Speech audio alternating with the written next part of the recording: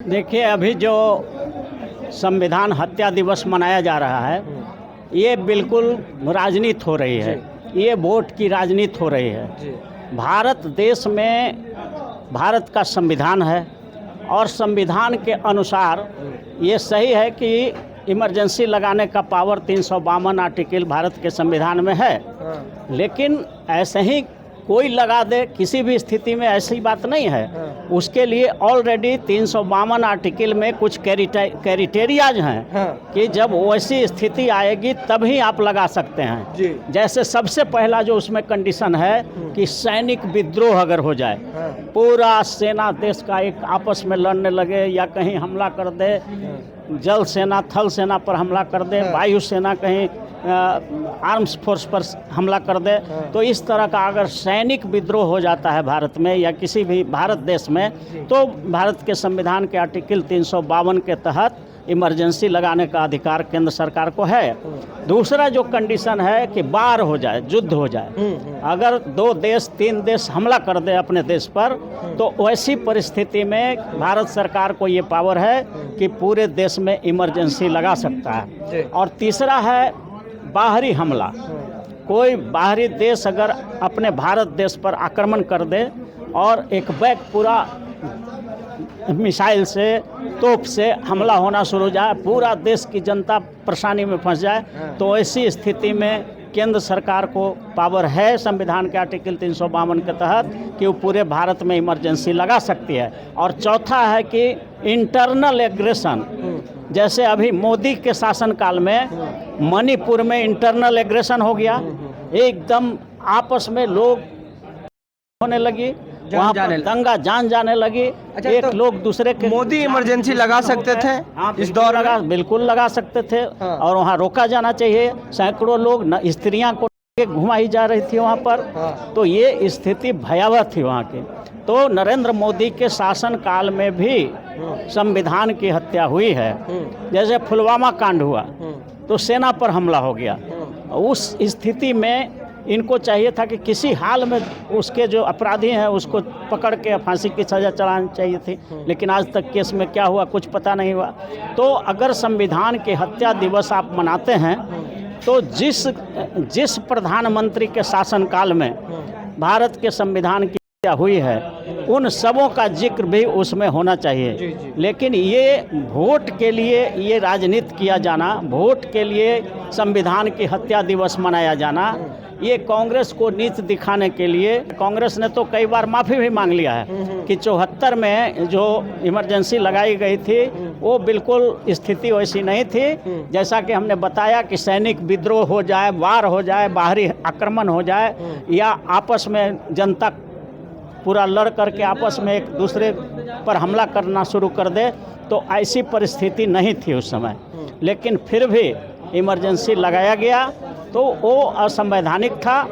लेकिन उसका उपयोग किसी को भारत देश में लोकतांत्रिक देश में उस घटना का दुरुपयोग करके और चुनावी लाभ के लिए संविधान के हत्या दिवस मनाया जाना, ये बिल्कुल गलत है और ये नहीं होना चाहिए। अच्छा, जायज़ है आज़ादी के 75 साल बाद संविधान हत्या दिवस मना रहे हैं लोग, तो ये जायज़ है सर? ये बिल्कुल जायज़ नहीं है। ये 74 में जो हुआ था, इमरजेंसी लगी थी, उसके बाद वो सत्ता परिवर्तन की लड़ाई हुई थी। 74 में जो आंदोलन हो रहा था जयप्रकाश नारायण के नेतृत्व में, वो कोई देश के विद्रोह में नहीं था, देश के खिलाफ नहीं था। वो देश में जो अनाचार, कदाचार, भ्रष्टाचार इतना हावी हो गया था कि उसके खिलाफ जनता को एक करके जयप्रकाश नारायण के नेतृत्व में पूरे देश में आंदोलन हुआ था। तो वो सत्ता परिवर्तन की लड़ाई थी, कोई देश के विद्रोह में नहीं था। इसलिए वो इमरजेंसी लगाया जाना गलत था और इसीलिए कांग्रेस ने माफ़ी भी मांगा है कि हम 4 बार माफ़ी मांग चुका है। अब उसको ये लोग वोट के लिए राजनीति कर रहे हैं कि हम उसको नीचा दिखाएंगे। तो आपके राज्य में भी तो इंटरनल एग्रेशन हुआ, मणिपुर में हुआ, पुलवामा कांड हुआ। तो इस परिस्थिति में भी आपको देखना चाहिए था वहाँ पर स्टेट का इमरजेंसी। तो इमरजेंसी लगाने के लिए 3 आर्टिकल है। एक 356 है कि अगर किसी राज्य में कोई इसी तरह का मामला विद्रोह हो जाए तो 356 के तहत केंद्र सरकार उस राज्य में राष्ट्रपति शासन लगा सकती है, इमरजेंसी लगा सकती है। और 356 में वो पावर है कि किसी राज्य में विद्रोह हो जाए तो इमरजेंसी लगाया जा सकता है। और 360 में है कि वित्तीय आपातकाल, फाइनेंशियल क्राइसिस हो जाए, ऐसा भारत देश में हो जाए कि पैसा के लिए सरकार मोहताज हो जाए, टैक्स नहीं आ रहा है, लोगों का सैलरी देना मुश्किल हो गया, लोगों को भोजन वस्त्र आवास देना मुश्किल, भूख से लोग मरने लगे, तो आर्थिक इमरजेंसी भी लगाया जाता है, जिसके लिए आर्टिकल 360 है। तो हम यही विस्तार से जनता को बतलाना चाहते हैं कि 74 का जो वो इमरजेंसी था 75 का, वो बिल्कुल असंवैधानिक था। वो इमरजेंसी का कोई उस तरह की स्थिति नहीं थी और वो गलत था तो गलत था। लेकिन आज भी बहुत सारे नरेंद्र मोदी के भी ऐसे कार्यक्रम हो रहे हैं, कार्य हो रहे हैं जो बिल्कुल गलत है, असंवैधानिक है, तो उसकी भी चर्चा संविधान के काला दिवस के होना चाहिए। उदाहरण के लिए मणिपुर का विद्रोह, उसके लिए नरेंद्र मोदी को भी संविधान के लिए उसमें दोषी होना चाहिए। वक्त वो लगा सकते थे, हाँ लगा सकते थे उस राज्य में। उसी प्रकार से जो संविधान करके उच्च जाति के गरीबों को दिया गया, आर्थिक आधार पर आरक्षण दिया गया, वो भी संविधान का हत्या है। 10%। हाँ 10% जो आरक्षण दिया गया, आरक्षण किसको देना है? जो जिसका प्रतिनिधित्व नहीं है, कम है, और जो सामाजिक रूप से पिछड़ा है और जो शैक्षणिक रूप से पिछड़ा है, आर्थिक आधार पर रिजर्वेशन नहीं है और उसको छोड़ करके आर्थिक आधार पर आरक्षण दिया गया, तो ये भी संविधान की हत्या है, जिसको नरेंद्र मोदी ने किया है। खुद उन्होंने आरक्षण दिया है। तो राजनीतिक लाभ के लिए मोदी संविधान हत्या दिवस। हाँ बिल्कुल, देखिए अभी भारत जैसे देश में all India judicial service commission नहीं बना। सुप्रीम कोर्ट और हाई कोर्ट के जजेज की बहाली आज भी जो है कॉलेजियम के द्वारा, सिलेक्शन कमेटी के द्वारा, मनोनयन द्वारा होता है, असंवैधानिक तरीके से होता है, पिक एंड चूज बेसिस पर होता है। तो all India judicial service commission नहीं बनाया जाना आज तक, आज़ादी के 75 वर्ष के बाद भी, ये भी भारत के संविधान का हत्या है। क्योंकि सुप्रीम कोर्ट, हाई कोर्ट में जज की बहाली में अभी तक लोकतंत्र आया ही नहीं, वहाँ राजतंत्र चल रहा है। इमरजेंसी को लेकर के राहुल गांधी पे अभी भी प्रेशर बनाया जा रहा है कि फिर वो एक बार माफ़ी मांगे। नहीं, वो प्रेशर बनाने से कुछ होने वाला नहीं है। जनता सब समझ गई है, जनता माफ़ कर चुकी है। अगर जनता माफ़ नहीं की होती तो आज जो है 40 सीट से कांग्रेस 99 सीट पर पहुंच गई। तो ये सब लोग समझ गया है कि नरेंद्र मोदी जी को अब कोई मुद्दा नहीं मिल रहा है।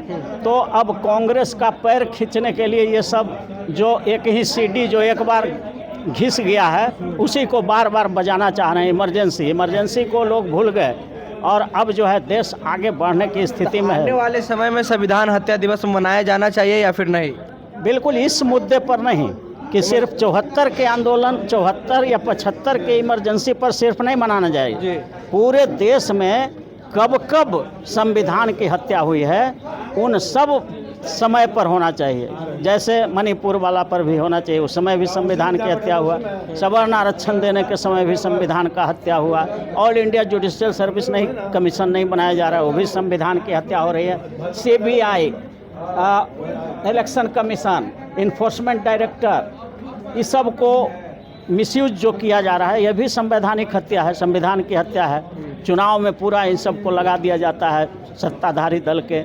तो इलेक्शन कमीशन है, इन्फोर्समेंट डायरेक्टरेट है, CBI है, विजिलेंस है, ये सब मनी लॉन्ड्रिंग एक्ट का झूठा मुकदमा करके सारे CM को बंद कर दो, किसी को डिस्क्वालीफाई कर दो 2 बरस सज़ा लगा के। ये सब भारतीय संविधान की हत्या है।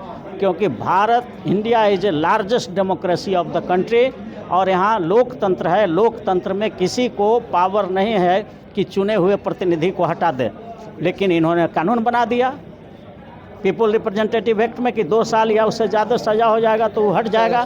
तो ये तो भारत के संविधान का हत्या है और लोकतंत्र की भी हत्या है। जनता चुनेगी ना कि कौन हमारा MP MLA रहेगा। तो ये कोर्ट कैसे एक जुडिशियल मजिस्ट्रेट 2 साल का सज़ा दे करके उसको डिस्क्वालीफाई कर देता है। तो ये सब भारत में गलत हो रहा है, जिसके खिलाफ हम लोग अवेयरनेस प्रोग्राम चला रहे हैं। और वो दिन दूर नहीं कि जब जितने भी असंवैधानिक कानून हैं भारत में, वो सबको हम लोग ख़त्म करवाएंगे और भारत संविधान के भावनाओं के अनुरूप चलेगा। चलिए, शुक्रिया सर बातचीत करने के लिए। तो ये हाईकोर्ट के एडवोकेट अरुण कुशवाहा सर हैं और इनका साफ कहना है कि संविधान हत्या दिवस जिस तरीके से भाजपा मना रही है ये अपने राजनीतिक फ़ायदे के लिए मना रहा है। बहरहाल जिस तरीके से जो 1974 में इमरजेंसी लागू किया गया था इस पे संविधान हत्या दिवस नहीं मनानी चाहिए। बहरहाल हमारी बातचीत में आपकी क्या प्रतिक्रिया है नीचे कमेंट बॉक्स में दें। फेसबुक पे देख रहे हैं वीडियो को शेयर कर लें, यूट्यूब पे देख रहे हैं हमारे चैनल को सब्सक्राइब कर लें। बहुत बहुत धन्यवाद।